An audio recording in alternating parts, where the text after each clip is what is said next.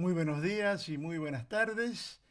En este primer video que trata sobre el dimensionado a la flexión simple en las losas de hormigón armado, nos vamos a ocupar de la parte teórica. O sea que este primer video es de contenidos teóricos. Pero bien, para hablar sobre estos contenidos teóricos, primero nos vamos a referir a un pequeño repaso de lo que se estudió en Estructuras 1 para aquellas piezas de material homogéneo y elástico que son sometidas a la acción de un momento flector, un par o un momento flector. Veamos acá.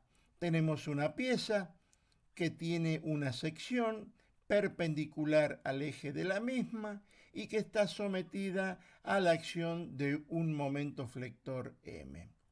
Muy bien, esa sección de la pieza está contenida en un plano, como estoy indicando acá en esta figura, en un plano al que le llamamos pi.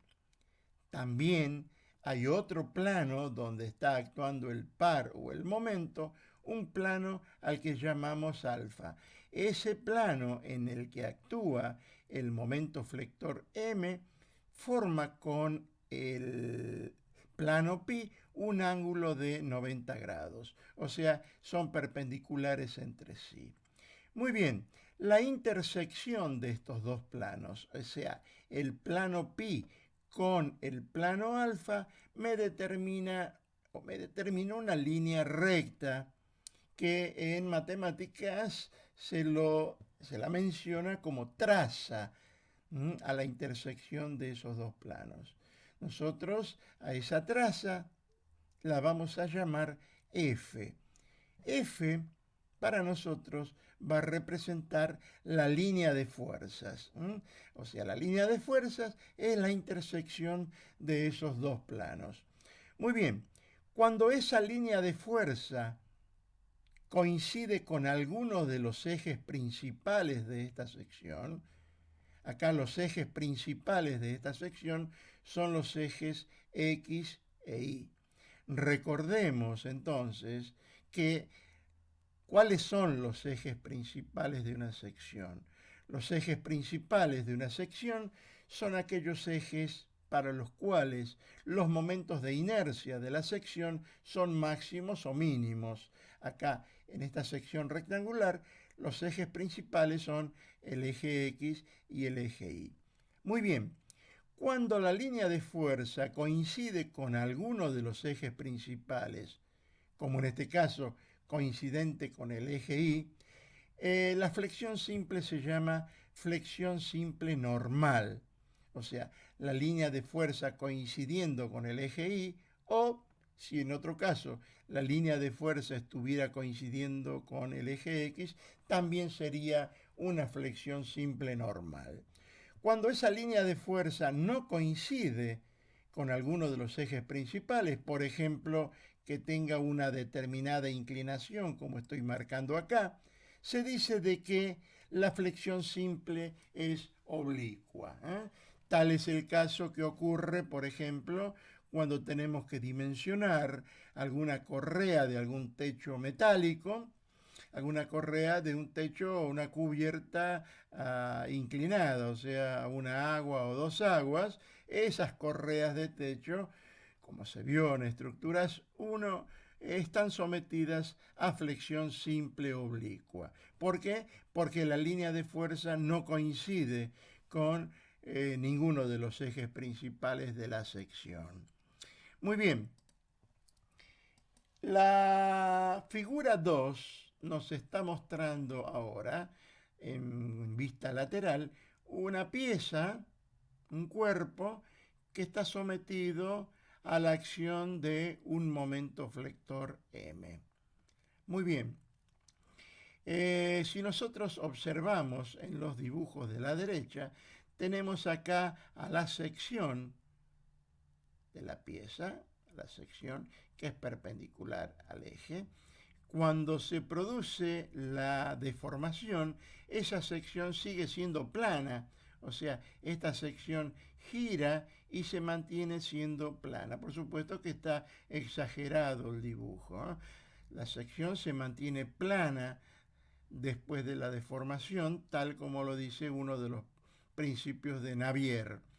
Muy bien, se puede observar que por la zona inferior, en este caso de la zona central, se producen alargamientos y por la zona superior se producen acortamientos o aplastamientos. En realidad son alargamientos y aplastamientos específicos que son expresados en tanto por ciento o tanto por mil. Entonces, en la fibra inferior, en el borde, vamos a tener el máximo alargamiento específico que se designa con la letra epsilon acompañada de un signo más que me indica alargamiento. Mientras que en la zona superior, en el borde superior, vamos a tener un acortamiento epsilon con signo menos. Acompañando a este diagrama de deformaciones epsilon, tenemos también un diagrama de tensiones, como el que se muestra en esta figura. Esta es la sección vista de costado de esta pieza, ¿eh? Esta es la sección plana. Y esto que está marcado acá son las tensiones normales. ¿Por qué se llaman tensiones normales? Porque son perpendiculares al plano de la sección. Si esta es la sección, las tensiones son perpendiculares a ese plano. Hay que entender acá de que esta figura que está acá como una figura plana, en realidad tiene un volumen. ¿Por qué? Y porque esto tiene un ancho B, que es el ancho B de la pieza. Esto es visto de costado. Ya lo vamos a ver en una perspectiva cómo se ve ese sólido de tensiones. Muy bien, hay una zona central, como la que estoy marcando acá, que se llama plano neutro o línea neutra o eje neutro. En realidad es un plano neutro, en esta zona. Todo es un plano neutro, que generalmente se lo designa con el nombre de línea neutra. Con respecto a esa línea neutra se pueden ir marcando las distintas ordenadas, o sea, las distintas distancias I que le llamamos. ¿Sí? Muy bien, cuando I toma el valor máximo, o sea, en el borde de la sección, vamos a tener la tensión sigma máximo de compresión. Lo mismo hacia abajo, cuando el valor de I toma el valor máximo que corresponde al borde inferior de la sección, vamos a tener una tensión sigma máxima de tracción. Abajo tracción, arriba compresión. Muy bien, entonces, ya hemos visto qué es la línea neutra. Entonces, la línea neutra es una línea donde no hay deformaciones ni tensiones normales. Muy bien, hay una fórmula que se llama fórmula de Navier, que es con la cual se pueden determinar el valor de las tensiones a los distintos valores de la ordenada I, que me dice sigma sub I, que sería por ejemplo este valor, sigma I o sigma sub I, es igual a M sobre JX y por I. ¿Qué es cada uno de estos factores? Tenemos, M es el momento flector actuante en la sección. Y es la ordenada de la fibra considerada, o sea, la distancia que hay desde el eje neutro a la fibra considerada. Y tenemos que Jx es el momento de inercia de la sección con respecto al eje X, o sea, momento de inercia de la sección con respecto al eje X. Muy bien, en esta figura 3 se muestra lo que les comentaba hace un momento, de que esto en realidad es un sólido de tensiones porque tiene un espesor que es el ancho de la pieza. ¿Eh? Acá está visto de costado esta figura. ¿Eh? Tengo sigma i, que esto sería sigma i, que está indicado acá, y el sigma máximo en el borde superior. Entonces, sigma i es la tensión normal de todas las fibras que están ubicadas al nivel i, o sea, a una distancia i del plano neutro o de la línea neutra. Esta es la línea neutra. La línea neutra que la habíamos marcado acá, o plano neutro, porque en realidad esto es un plano, Muy bien. Bueno, ¿qué pasa con el hormigón armado? El hormigón armado, ya entrando en lo que es nuestra materia de estructuras 2, el hormigón se comporta de una manera totalmente distinta o muy distinta a la forma de comportarse de los materiales que vimos en estructuras 1, que eran materiales elásticos y homogéneos. En este caso, el comportamiento del hormigón armado es distinto debido a tres motivos. ¿Cuáles son esos motivos? Primero, el hormigón no toma esfuerzos de tracción, o sea, no puede absorber esfuerzo de tracción, o sea, por debajo de la línea neutra, haciendo referencia a los dibujos que estábamos viendo recién, por debajo de la línea neutra el hormigón no puede tomar esos esfuerzos y se fisura por debajo del eje neutro. Muy bien, como segundo punto, dentro de estos tres motivos, todo el esfuerzo de tracción lo toma el acero. Entonces estamos viendo de que no es un material homogéneo, ya que está compuesto por hormigón y está compuesto por acero. Después, la relación tensión-deformación o los diagramas de tensiones-deformaciones del hormigón no es lineal, ya que es un material no elástico. Veamos, ¿qué pasa con respecto al hormigón cuando queremos realizar los diagramas sigma E, en general para todos los materiales elásticos? Entonces, para el caso del hormigón, ya vimos en una de las entregas que hicimos, cuando hemos ensayado una probeta a la compresión, hemos visto de que el diagrama de tensiones y deformaciones es una línea curva, tal cual como se muestra en esta línea en rojo. No hay ningún tramo que sea lineal, o sea, ningún tramo que sea una línea recta.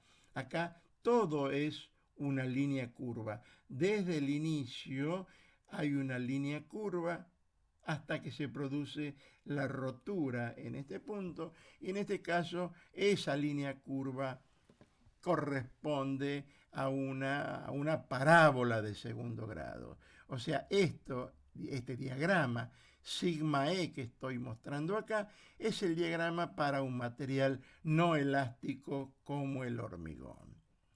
Muy bien, cuando hay un material elástico como el acero, y nosotros hicimos en una de las presentaciones el diagrama de un material elástico como el acero o una barra de acero sometida a un ensayo de tracción, en el diagrama de tensiones deformaciones hay una parte lineal o una parte recta que es desde el punto A hasta el punto B. En ese punto el diagrama es lineal, o sea, es una línea recta. Después de ahí ya empieza una serie de máximos y mínimos donde hay una fluencia, sigue el ensayo, aumenta la carga, la tensión, hasta que se rompe en este punto. El asunto es este. Hay un tramo que es recto, o sea, el diagrama es completamente elástico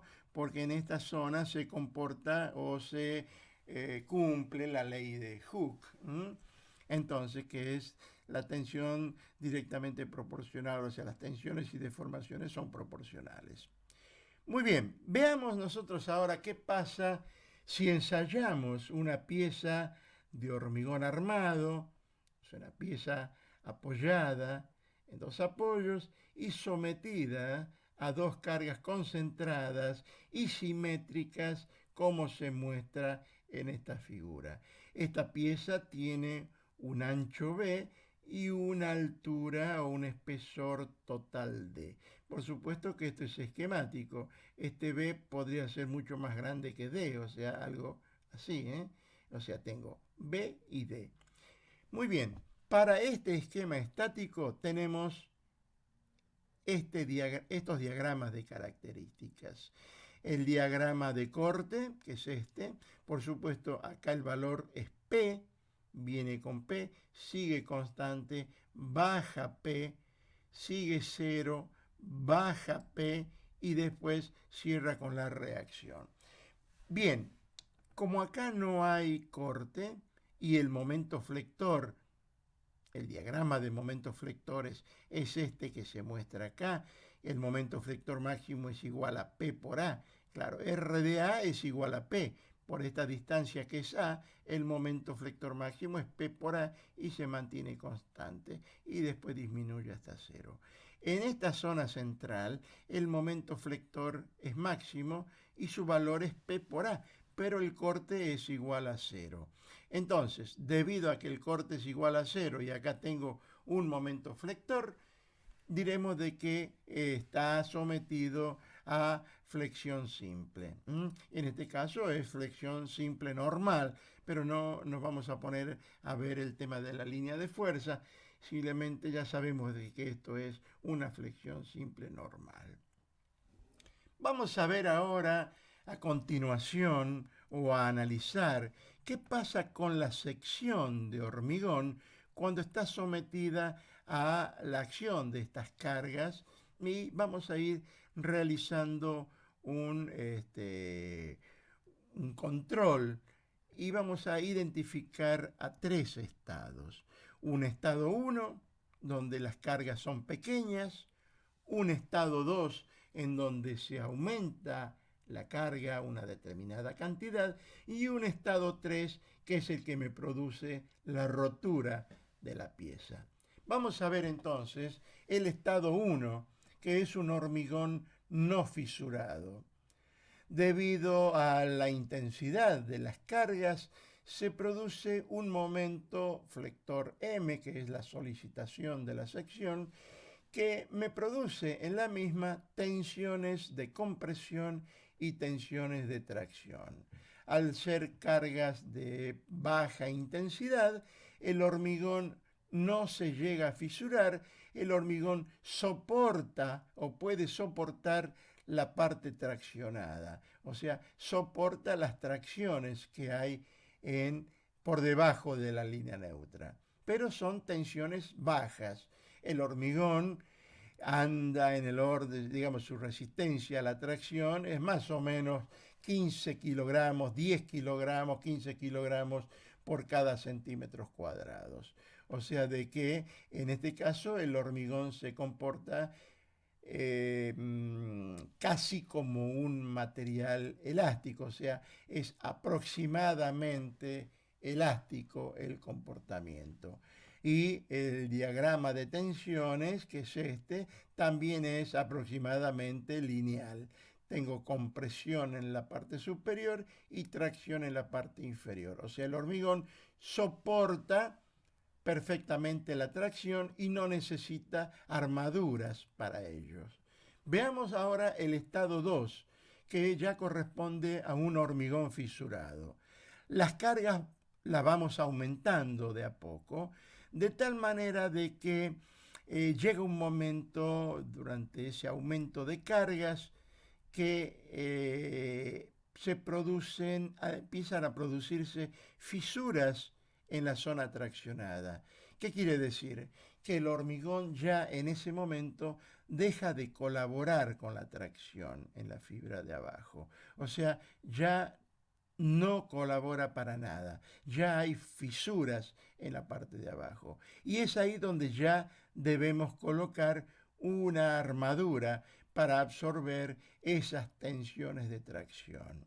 En la parte superior, el hormigón absorbe perfectamente la compresión y se produce un diagrama aproximadamente lineal acá, aproximadamente lineal. Lo podemos asemejar a un triángulo, pero en realidad no es un triángulo, pero podemos asemejarlo a un triángulo donde tenemos tensiones normales de compresión. Las tensiones normales de tracción son absorbidas entonces por la armadura de acero y su valor la vamos a llamar sigma sub E. Muy bien, si el hormigón ya se ha fisurado, no quiere decir que la pieza todavía, o sea, ya quede inservible.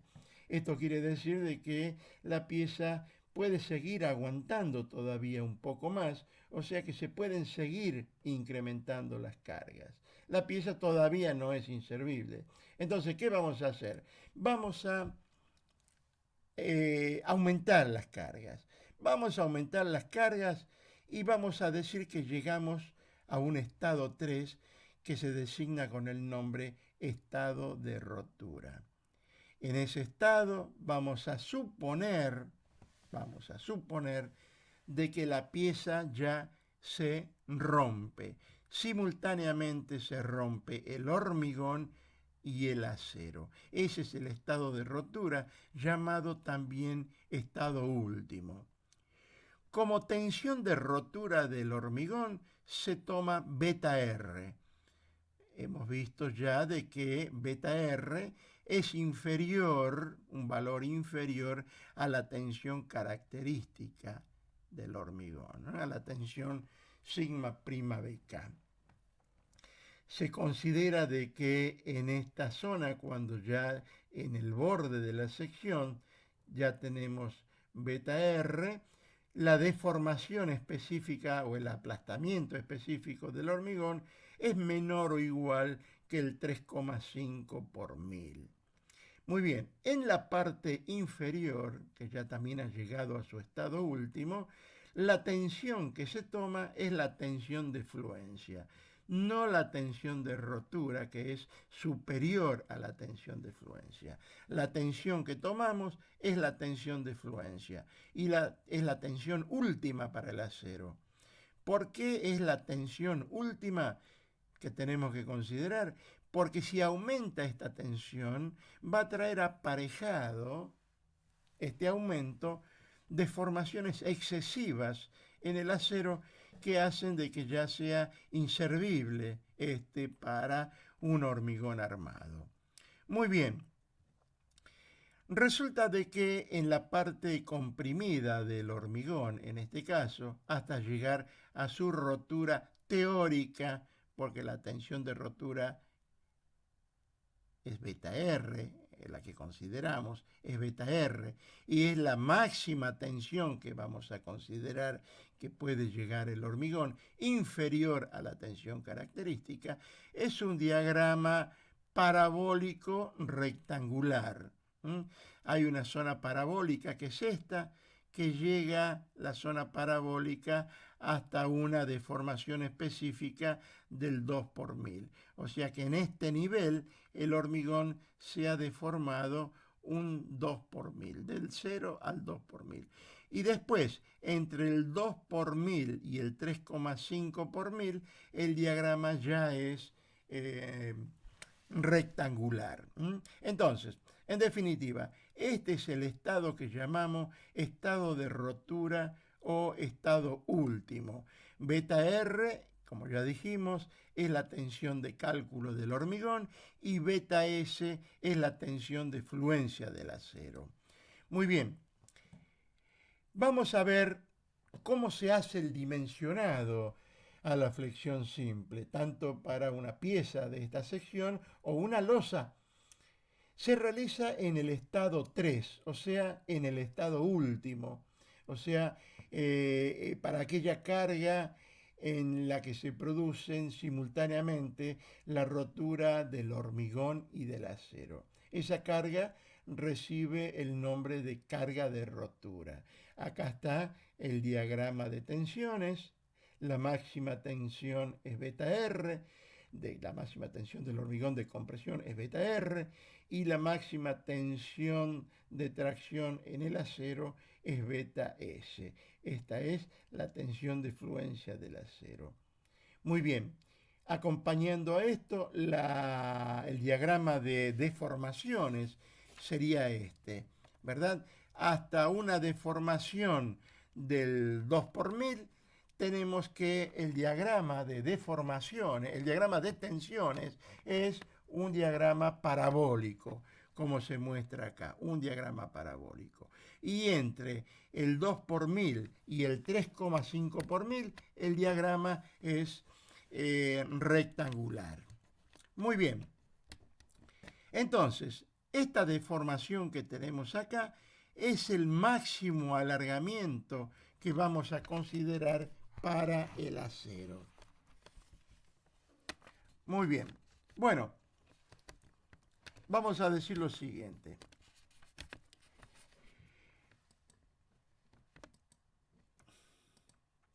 Las normas CIRSOC establecen un coeficiente de seguridad igual a 1,75. ¿Qué es lo que quiere decir eso? De que el momento que produce la rotura simultánea del hormigón y del acero le vamos a llamar MU de M último. O sea, de que el momento M último va a ser igual a 1,75 de M. ¿Qué quiere decir esto? Quiere decir que en teoría la pieza se va a romper para una solicitación del momento flector 1,75 veces mayor al momento flector real.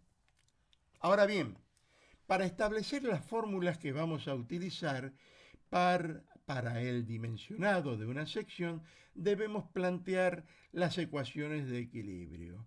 Nosotros vamos a tener acá un momento M último, que es el momento exterior, digamos así, y vamos a tener como fuerzas reactivas la fuerza reactiva del hormigón y la fuerza reactiva del acero.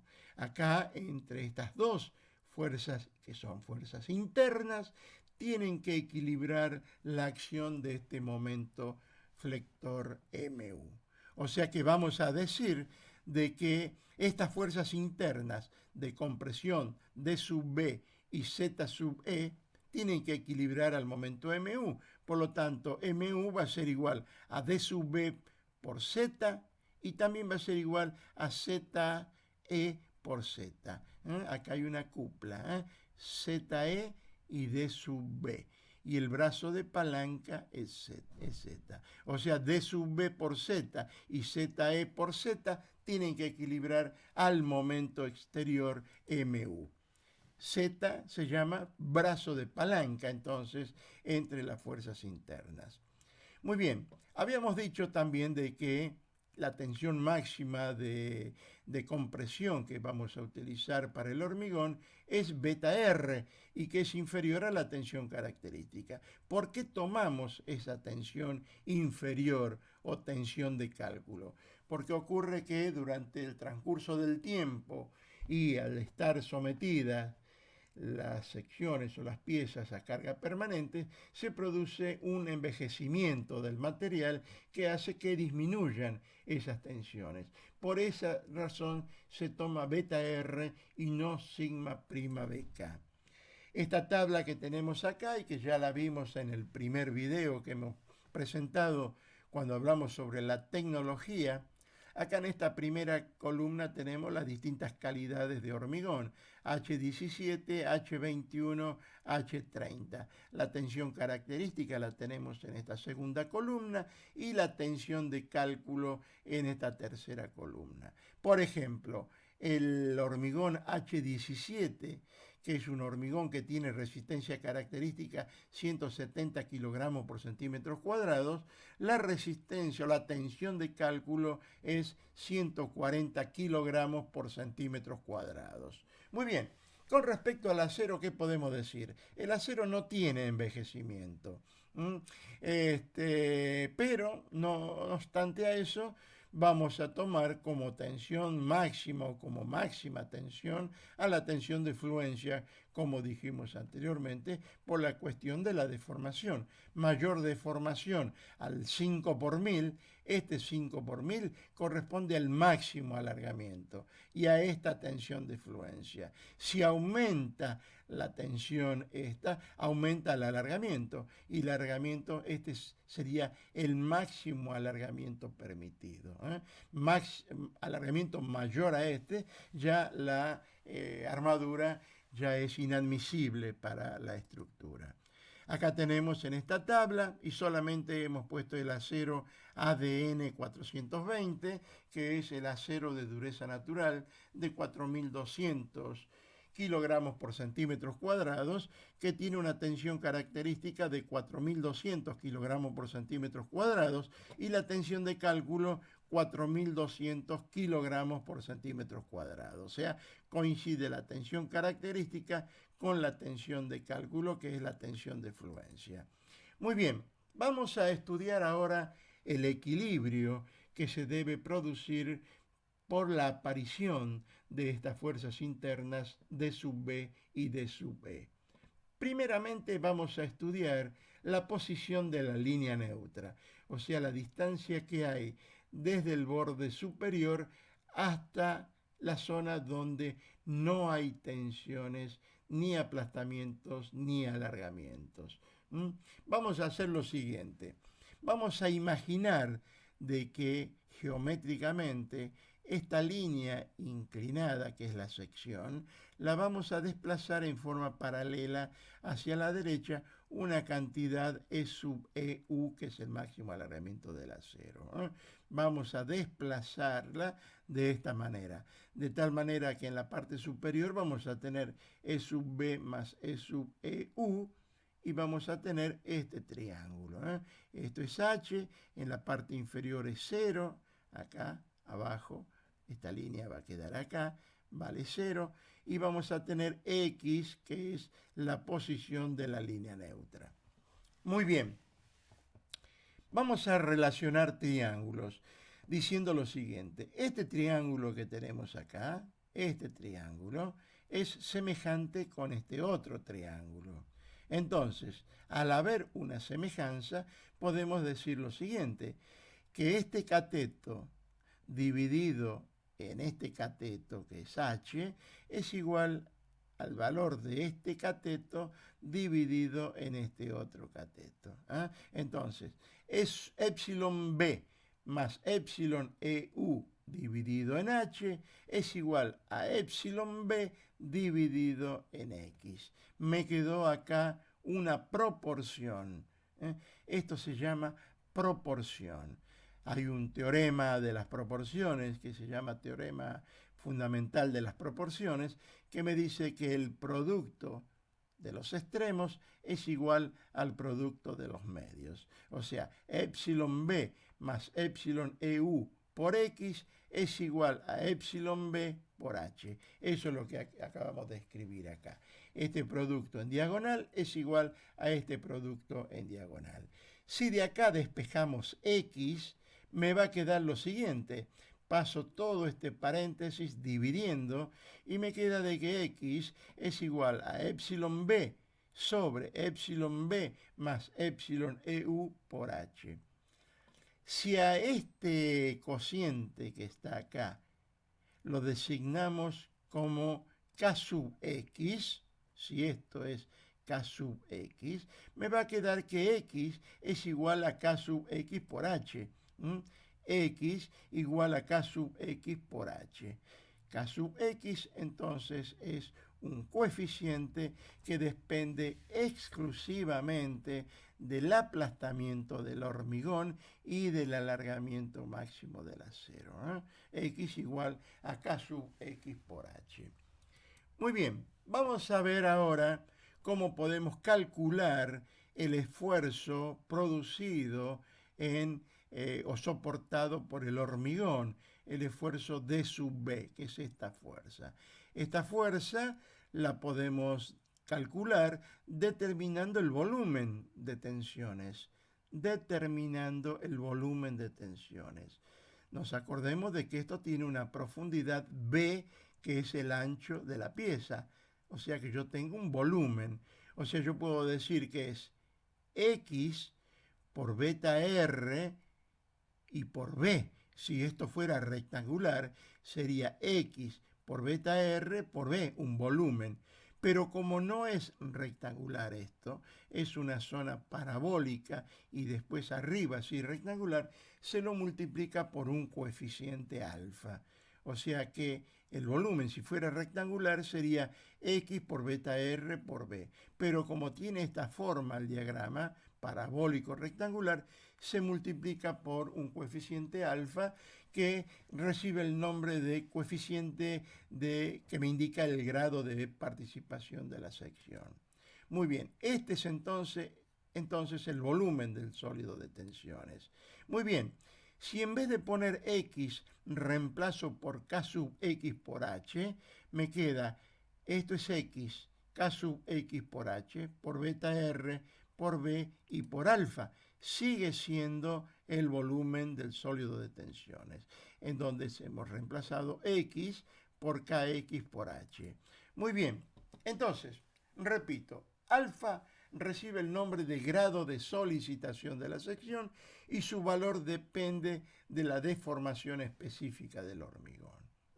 Alfa depende exclusivamente de la deformación específica del hormigón. Ya vamos a ver después, aunque no lo vamos a deducir, cuál es la expresión con la cual se puede calcular el coeficiente alfa. Les digo que es bastante complicada, compleja la deducción de este coeficiente alfa, pero ya vamos a ver más adelante cuáles son las fórmulas. Muy bien, vamos a ver la distancia de la fuerza D sub B al borde comprimido, o sea, la distancia que hay de la fuerza de compresión del hormigón al borde comprimido, que la llamamos A. Esa distancia A está dada por K sub A por X, en donde K sub A también, al igual que alfa, depende de la deformación específica del hormigón. K sub A depende pura y exclusivamente de la deformación o del aplastamiento específico del hormigón. En esta tabla hemos puesto alfa y K sub A, que dependen exclusivamente del aplastamiento del hormigón.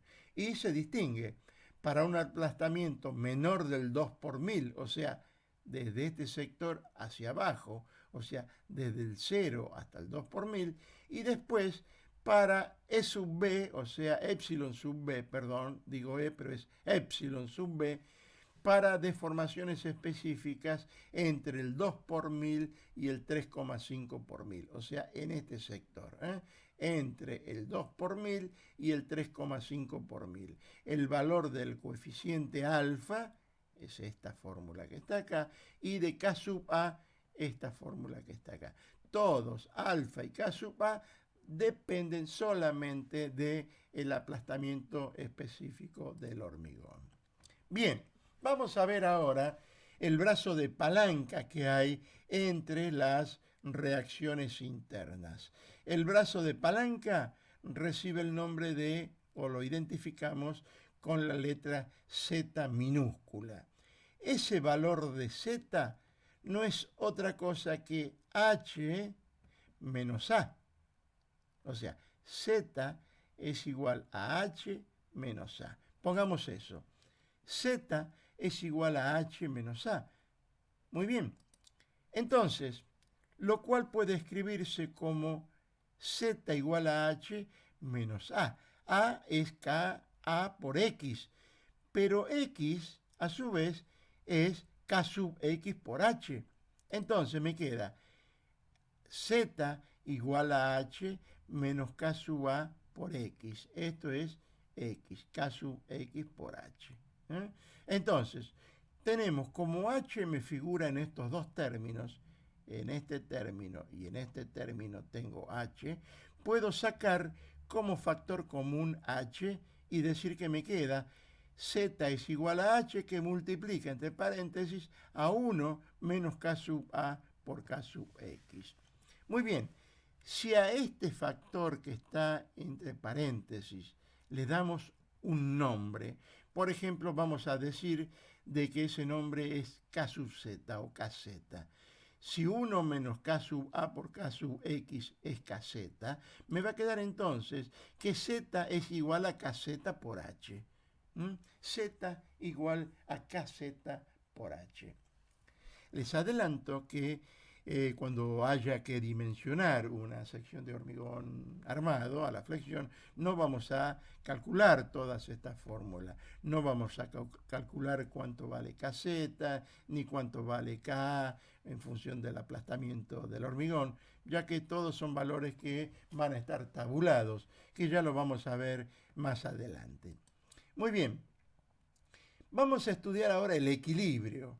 Vamos a decir que el momento MU es igual a D sub B por Z, o sea, a la cupla. D sub B por Z o Z sub B por Z tiene que ser igual al momento MU. Vamos a decir entonces, MU igual a D sub B por Z. Pero vamos a reemplazar D sub B. Primero, digamos, MU es 1,75 de M. MU es 1,75 de M, 1,75 era el coeficiente de seguridad, D sub B por Z, fuerza por distancia. Pero D sub B era el volumen del sólido de tensiones. Y el volumen del sólido de tensiones es todo esto, hasta acá. K sub X por H por beta R por B y por alfa. Eso ya lo habíamos definido anteriormente. Esto es el volumen del sólido de tensiones. Y esto es Z, K sub Z por H, D sub B por Z. Muy bien, como H en este segundo miembro me figura H por H, puedo poner H cuadrado y repetir todos los otros números o las otras letras. H cuadrado por B, por KX, por beta R, por alfa y por KZ. Lo que voy a hacer ahora es despejar H. Voy a despejar H y voy a pasar este exponente de la raíz como índice de esta raíz. Me queda raíz cuadrada de 1,75 de m dividido en todos estos factores que tengo acá. Muy bien, como la radicación es distributiva con respecto al producto y respecto al cociente, vamos a agrupar en dos raíces. Vamos a agrupar m sobre b por un lado, en una raíz, y 1,75 sobre todo esto en otra raíz. Y lo vamos a poner multiplicando. Me va a quedar raíz cuadrada de m sobre b por la raíz cuadrada de lo que me quedó. 1,75 de kx por beta r por alfa y por kz. Muy bien, habíamos llegado a esto. Bueno, vamos a definir ahora un nuevo coeficiente.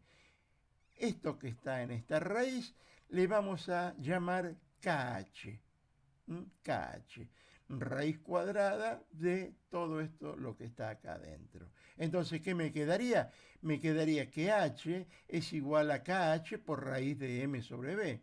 H es igual a KH por raíz de M sobre B. O bien, si de acá despejo KH, paso raíz cuadrada de M sobre B dividiendo y me queda que KH es igual a H sobre raíz cuadrada de M sobre B.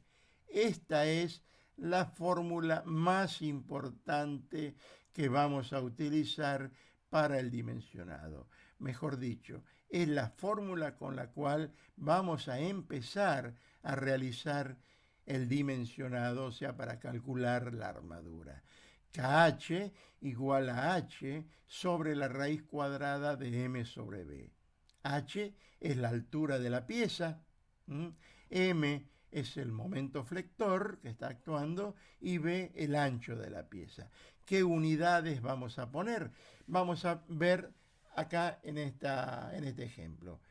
Si H lo expresamos en centímetros, el momento tiene que estar expresado en toneladas centímetros y el ancho B en centímetros. Pero si la altura H la expresamos en metros, porque puede ser que la altura H la expresemos en metros, entonces en este caso el momento flector tiene que estar expresado en tonelámetros y el ancho de la pieza en metros. Muy bien, analicemos ahora a KH. Una vez que lo veamos a KH en la tabla de dimensionados que vamos a ver posteriormente, vamos a ver de qué valores relativamente bajos de KH, o sea, relativamente bajos, me indican de que la pieza está muy solicitada. Por el contrario, si el valor de KH es elevado, significa de que la pieza está menos solicitada comparando con lo anterior. Pero eso ya lo vamos a ver a medida que vayamos haciendo los dimensionados. Muy bien. Otra ecuación de equilibrio habíamos dicho que era ZE por Z. Así como una ecuación, digamos, es MU igual a D sub B por Z, MU también tiene que ser igual a ZE por Z. Muy bien, 1,75 de M es MU, igual a ZE por Z. Z es la máxima reacción del acero y Z es el brazo de palanca. Muy bien, la reacción interna, o sea, esta fuerza, es igual a área por tensión. Es algo ya visto también en estructuras 1.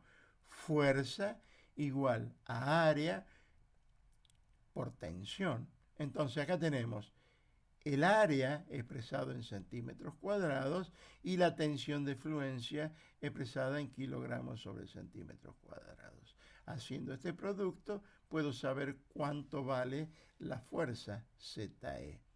Muy bien, entonces FE es el área de la sección de acero y beta S es la tensión de fluencia del acero.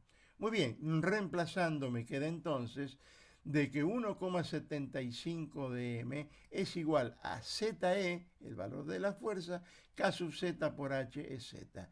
ZE por el brazo de palanca Z. Muy bien, despejando FE de acá, pasando todos estos factores dividiendo, me queda que FE es igual a esta expresión que tengo en el segundo miembro. Si separo ahora M sobre H, así como está acá, M sobre H, me queda 1,75 sobre beta S por K sub Z. Ahora vamos a definir otro coeficiente más, que se llama KE. Estos términos o estos factores que están acá, estos factores, mejor dicho, reciben el nombre de K sub E. O sea que, en definitiva, me queda de que la sección necesaria es FE igual a K sub E por M sobre H. Al igual como dije con los otros coeficientes, este también está tabulado para un determinado valor de KH, o para varios valores de KH, esto está tabulado.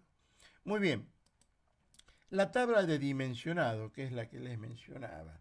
Entonces, esa tabla de dimensionado está realizada o está construida en función de la tensión de cálculo del hormigón, o sea, beta R, de la tensión de fluencia del acero y de los pares de valores de deformaciones específicas, aplastamiento del hormigón y alargamiento del acero, determinándose para todas estas combinaciones todos los valores de los coeficientes que hemos estado hablando, o sea, de Kx, de Kz, de Ka, también de alfa, de todos los coeficientes se puede determinar en función de este conjunto de valores. Pero la tabla de dimensionado de KH, nosotros vamos a tener que para una serie de valores de KH vamos a tener, para cada tipo de acero, vamos a tener los distintos valores de KE,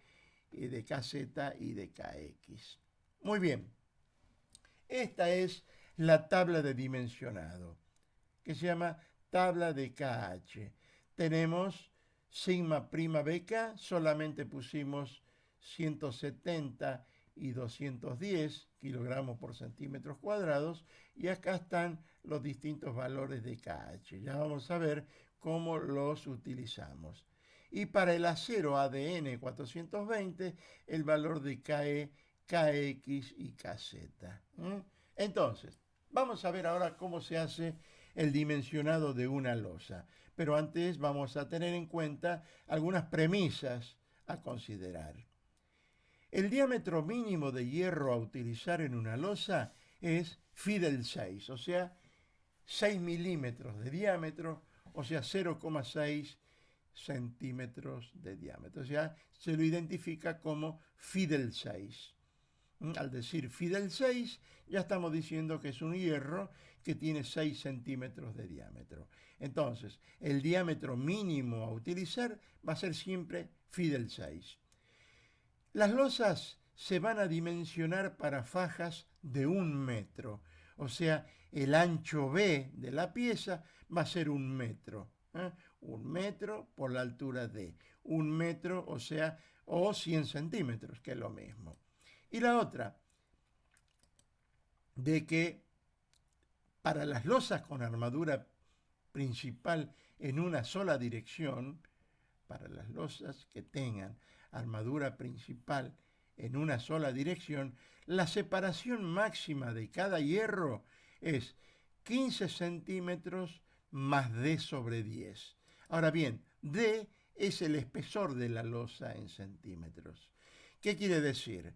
Que si tenemos una losa de 10 centímetros de espesor, 10 centímetros sobre 10 es 1 centímetro. 15 centímetros más 1 centímetro sería 16 centímetros. ¿Qué quiere decir eso? Que una losa que tenga 10 centímetros de espesor puede tener una separación máxima de armadura de 16 centímetros. 15 centímetros más 1 centímetro son 16 centímetros. Muy bien, además de la armadura principal, se debe disponer de una armadura de repartición o de distribución que es perpendicular a la armadura principal. Esa armadura de repartición debe ser igual al 20% de la sección de armadura principal y cuyo valor mínimo va a ser Fidel 6 cada 30, o sea, un hierro del 6 cada 30 centímetros. Esa será la armadura mínima que debe llevar de repartición una losa armada en una dirección. Armadura mínima. O sea, la armadura de repartición es el 20% de la sección de armadura principal y la armadura mínima Fidel 6 cada 30. Muy bien, veamos ahora qué pasa con las armaduras, las losas con armadura cruzada. La separación máxima de las armaduras será siempre el menor de los siguientes dos valores. Yo tengo acá estos dos valores y la separación máxima de cada hierro tiene que ser el menor de estos dos valores. D siempre es el espesor de la losa en centímetros. ¿Qué quiere decir esto? Supongamos que tenemos una losa de 10 centímetros de espesor, una losa con armadura cruzada de 10 centímetros de espesor. Tengo 2 por 10 son 20 centímetros. Tengo que contemplar o comparar 20 centímetros con 25 centímetros. Adopto el menor, 20 centímetros. O sea, la separación tiene que ser, la separación máxima es de 20 centímetros. Por el contrario, supongamos de que D sea 15 centímetros. El espesor de la losa que sea de 15 centímetros. Tengo 2 por 15 centímetros son 30 centímetros. Acá tendré 30 centímetros y acá tendré 25 centímetros. Tengo que comparar entonces entre 30 centímetros y 25 centímetros y elegir el menor. Entonces, en ese caso, la separación máxima va a ser menor o igual que 25 centímetros. Podemos tomar una separación máxima de 25 centímetros.